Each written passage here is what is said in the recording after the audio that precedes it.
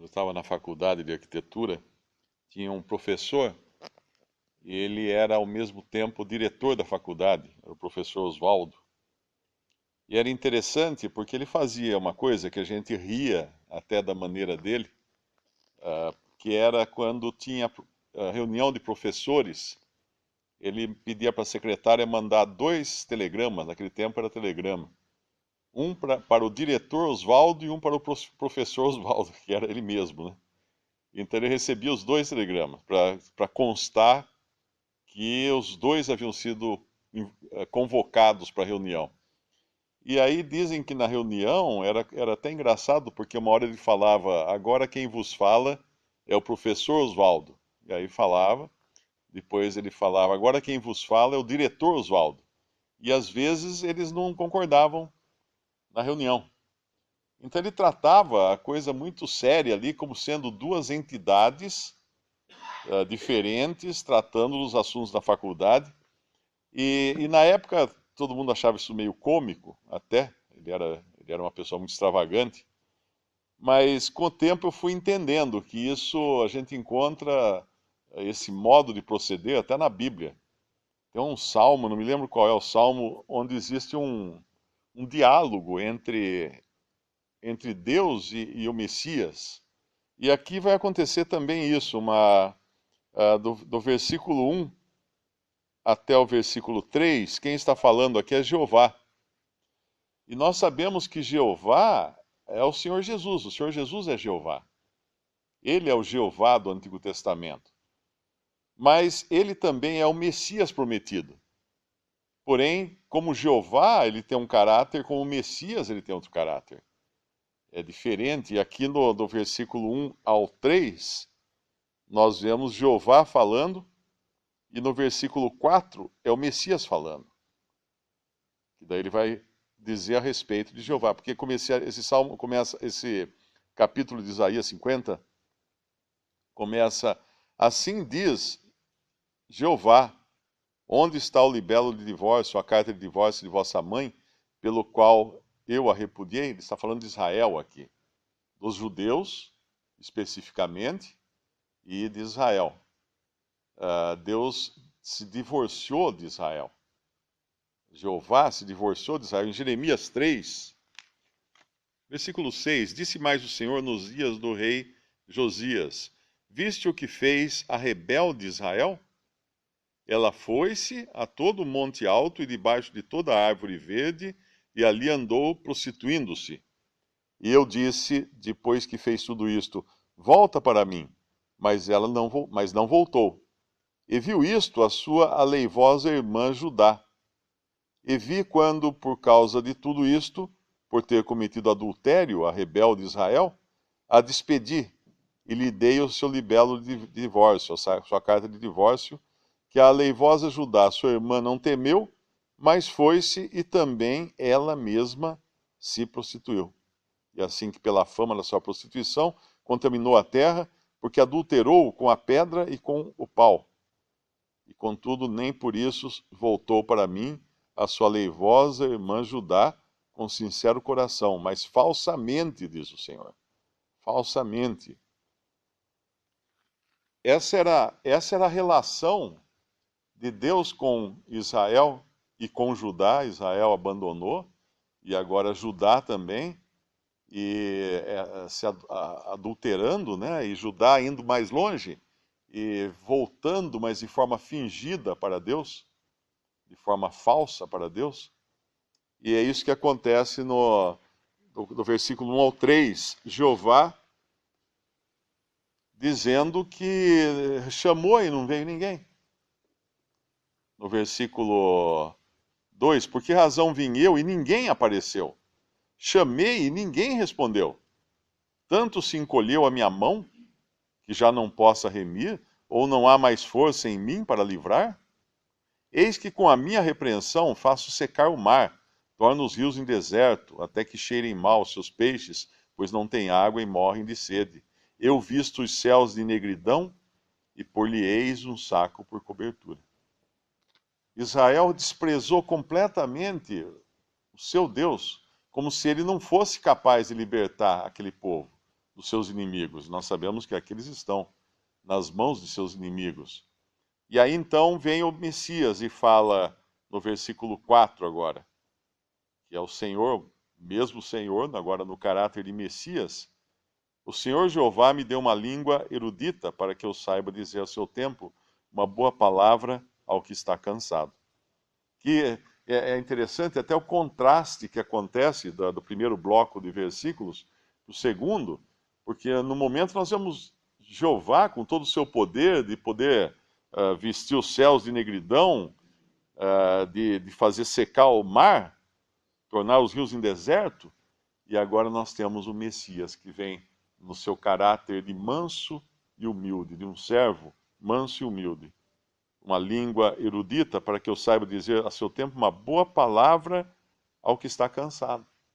Ele desperta-me todas as manhãs, desperta-me o ouvido para que ouça como aqueles que aprendem.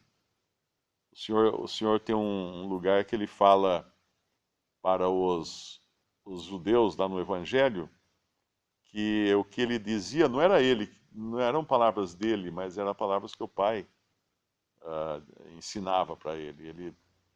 Ele não dizia nada que não fosse vindo do Pai. E essa era a comunhão com ele, esse era o seu ouvido atento àquilo que o Senhor dava a ele. Desperta-me o ouvido para que ouça como aqueles que aprendem. Eu me lembrei um trecho que eu li. Interessante que esses dois caráteres, caráter de Cristo, esse caráter de Jeová, eu sou, o Senhor Jesus, ele toma muitos nomes nas Escrituras, né? Jesus é o Salvador e Cristo é o enviado. E outros nomes que nós vemos que ele toma. E um dos nomes, o que as pessoas não entendiam, nesse caso que o nosso irmão Mário nos falou, se nós não entendermos isso aí, quer dizer, não conseguimos entender na sua total profundidade, obviamente, como uma pessoa do Velho Testamento, um Deus Jeová do Velho Testamento, se manifesta agora como na forma de homem, na forma do Senhor Jesus. Um Jeová, um Deus de guerra, né, que muitos não entendem, leem o Velho Testamento e falam, mas só tem guerra naqueles negócios lá, é só sangue para cá e sangue para lá. Deus é sanguinário, porque não sei o quê. Então, a manifestação de Deus, né, contra o homem, contra o pecado do homem, e o seu tratamento com o seu povo Israel, são diferentes. E a manifestação de Jeová na pessoa de Cristo, no eu sou, né, como nós já vimos aqui, que foi falado, aos 7 eu sous de Jesus, ele era, e sempre foi, é e sempre será. Jesus é Jeová e Jeová é Jesus. Não tem diferença. E numa dos nomes que o Senhor Jesus toma, é como filho de Davi, como já foi falado aqui. E eu queria ler em Mateus 22, uma passagem que os fariseus, aqueles que conheciam as Escrituras, nós vemos que o Senhor Jesus diz para os fariseus, para os doutores da lei, se ouvisseis a Moisés, também ouviríeis a mim, porque de mim escreveu Moisés.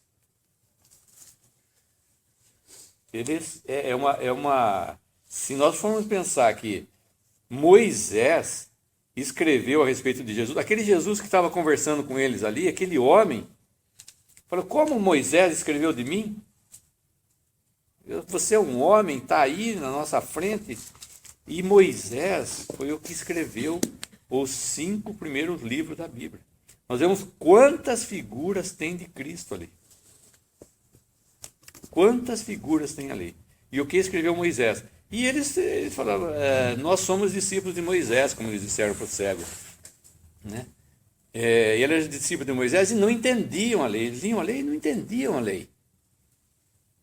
Sabia que o Messias iria nascer de uma virgem.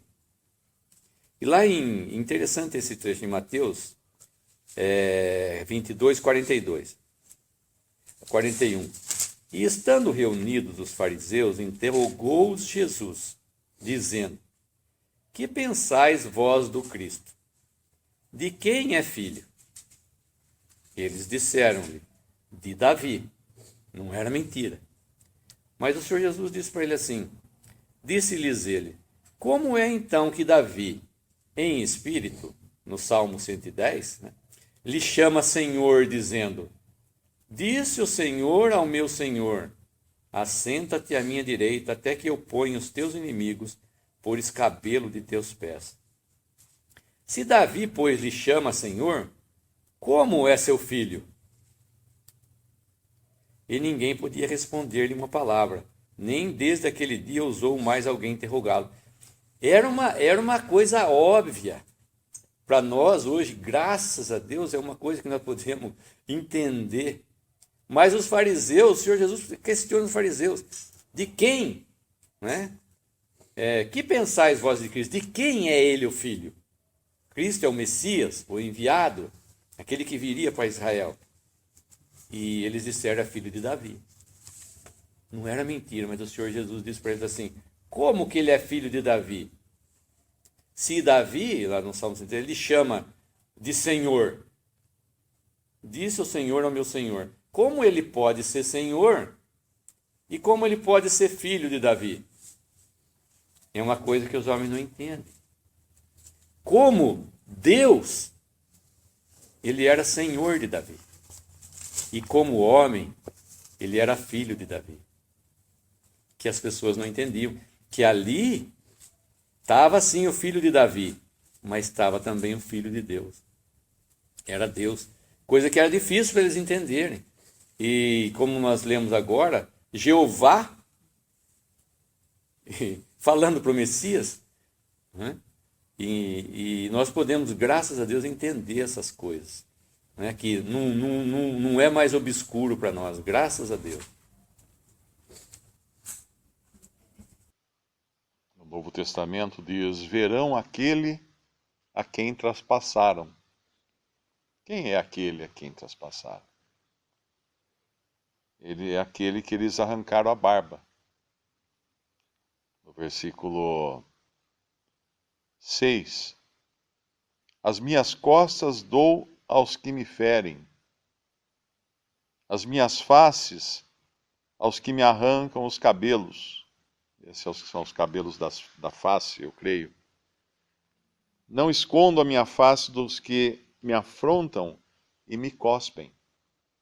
Verão aquele a quem traspassaram. Eles verão esse Messias que foi tão castigado nas mãos dos homens, que foi tão vituperado, que foi tão...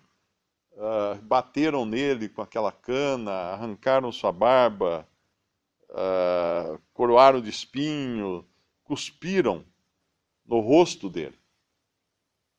Em quem eles cuspiram? No mesmo que é capaz de vestir os céus de negridão e fazer secar o mar. Olha que coisa impressionante isso.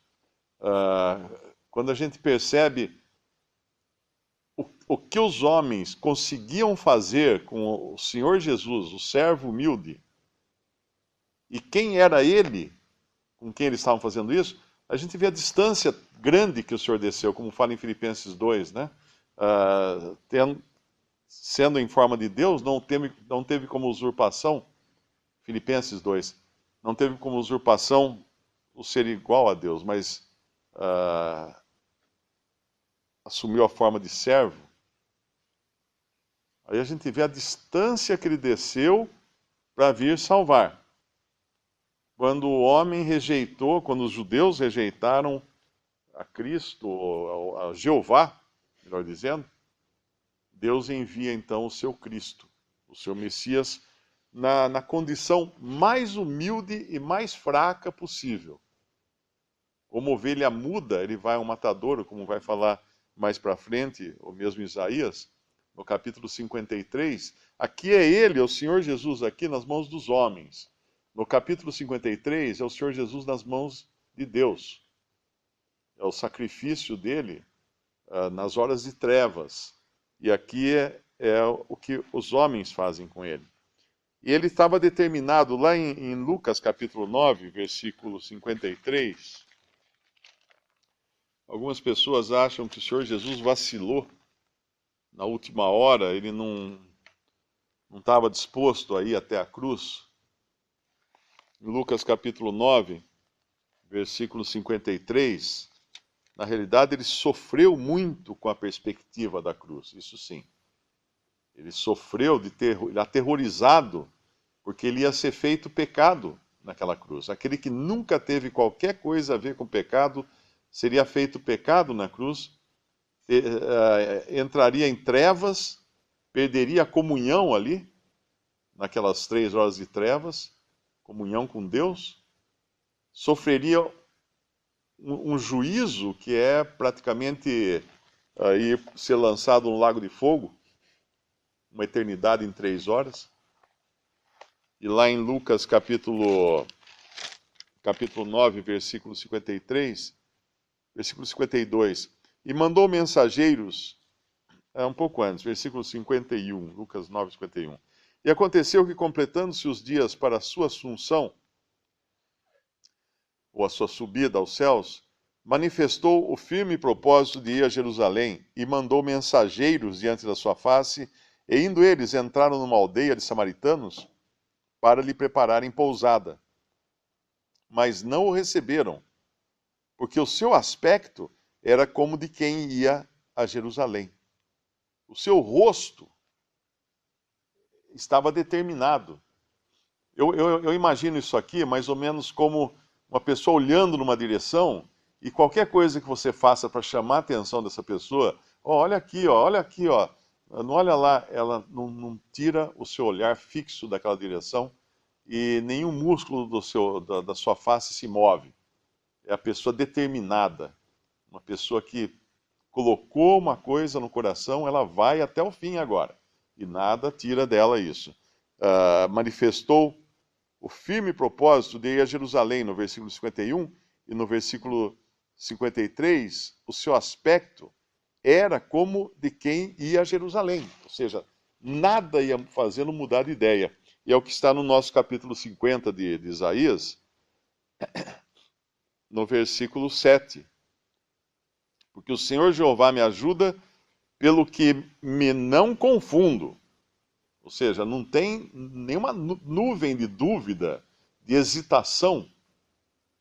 Por isso pus o meu rosto como um seixo, e sei que não serei confundido. Esse era o seu rosto determinado para ir até o fim na missão que ele tinha recebido para cumprir. Custasse o que custasse, né? Como nós sabemos o quanto custou para ele. E aí o versículo 8 nos fala agora do resultado dessa missão. Por perto está o que me justifica, porque ele ressuscitaria.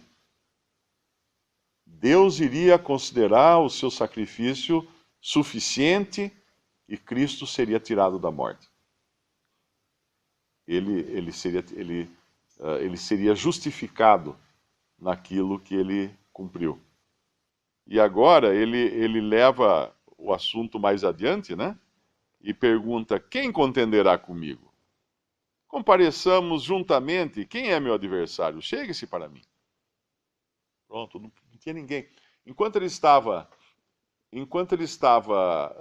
vivo, caminhando aqui, ele podia falar assim: quem me convencerá de pecado? E ninguém podia convencê-lo de pecado. Ninguém podia falar que ele tinha um pecado. Já pensou uma pessoa que você olha para ela assim: nossa, essa pessoa não tem nenhum pecado? Tem uma falha nela, nunca fez nada, nunca falou uma palavra fora de lugar. Quem me convencerá de pecado? Ele fala no Evangelho. Mas agora, depois de ressuscitado, ele podia dizer isso daqui: quem contenderá comigo? Compareçamos juntamente. Quem é meu adversário? Chega-se para mim. Isso é Satanás. Aquele mesmo Satanás que poderia ter contado um ponto na hora que viu o crucificado, não podia agora fazer mais nada, porque ele estava vivo. Ele tinha ressuscitado. Quem iria acusá-lo de qualquer coisa? Deus havia aceitado o seu sacrifício. E o versículo 9, eis que o Senhor Jeová me ajuda. Quem há que me condene? E aqui entra o salvo também, né? Porque se a gente vai lá para Romanos 8, é disso que Paulo está falando. E isso tem a ver com a nossa identificação com Cristo agora. No capítulo 8 da carta aos Romanos, versículo 31. Que diremos, pois, a estas coisas? Se Deus é por nós, quem será contra nós? Olha que intimidade, que identificação nós temos com Cristo. Nada e ninguém poderia tocar nele depois da sua obra completa. Ele podia perguntar: quem é meu adversário? Chegue-se para mim, compareçamos juntamente. Quem contenderá comigo? Ele podia falar. E agora o crente pode falar isso. Se Deus é por nós, quem será contra nós? Aquele que nem mesmo a seu próprio filho poupou, antes o entregou por todos nós, como nos não dará também com ele todas as coisas? Quem intentará acusação contra os escolhidos de Deus? É Deus quem os justifica. Quem os condenará? Pois é Cristo quem morreu, ou antes, quem ressuscitou dentre os mortos, o qual está à direita de Deus e também intercede por nós. Quem nos separará do amor de Cristo? A tribulação, a angústia, a perseguição, a fome, a nudez, o perigo, a espada? Como está escrito, por amor de ti somos entregues à morte, e todo dia fomos reputados como ovelhas para o matadouro, mas em todas essas coisas somos mais do que vencedores por aquele que nos amou. Porque estou certo de que nem a morte, nem a vida, nem os anjos, nem os principados, nem as potestades, nem o presente, nem o porvir, nem a altura, nem a profundidade, nem alguma outra criatura nos poderá separar do amor de Deus que está em Cristo Jesus, nosso Senhor. Tudo isso fundamentado na morte e ressurreição e glorificação de Cristo. Então nós temos o mesmo privilégio, vamos dizer assim, de identidade, de identificação com Cristo, que podia dizer: quem me acusa agora? Quem pode mexer comigo? Ele poderia dizer para Satanás. Ninguém podia. O versículo 10, ele tem a ver com o judeu, mas com o judeu que aguardava o Messias. Quem há entre vós que tema Jeová e ouça a voz do seu servo, quando andar em trevas e não tiver luz nenhuma, confie no nome do Senhor e firme-se sobre o seu Deus. Por quê? Porque ele andou em trevas, ele não teve luz nenhuma, mas Deus o tirou da morte e o ressuscitou. E o judeu, até que viesse Cristo, ele continuaria, mesmo aqueles que fossem fiéis, esperando em trevas, andando em trevas, sem luz nenhuma, até que a luz da alva resplandecesse no coração deles, até que Cristo viesse, como em Lucas, eu acho que é capítulo 1, que fala de Cristo como luz, a luz raiou, ou alguma coisa assim. Lucas, os que andavam em trevas, acho que não é 1, não. É no Cântico de Zacarias, no capítulo 1, versículo 78. Versículo 76. E tu, ó menino, serás chamado profeta do Altíssimo, porque has de ir ante a face do Senhor a preparar os seus caminhos. Aqui seria João Batista. Para dar ao seu povo conhecimento da salvação na remissão dos seus pecados, pelas entranhas da misericórdia do nosso Deus, com que o Oriente do Alto nos visitou, para alumiar aos que estão assentados em trevas e sombra da morte, a fim de dirigir os nossos pés pelo caminho da paz. Essa era a promessa agora para os judeus, que ainda eles não tinham. Em Isaías 50, eles ainda não tinham. Eles andavam, quem ouça a voz do servo, quando andar em trevas, não tiver luz nenhuma, confie no nome do Senhor, firme-se sobre o seu Deus. Por quê? Porque a luz viria.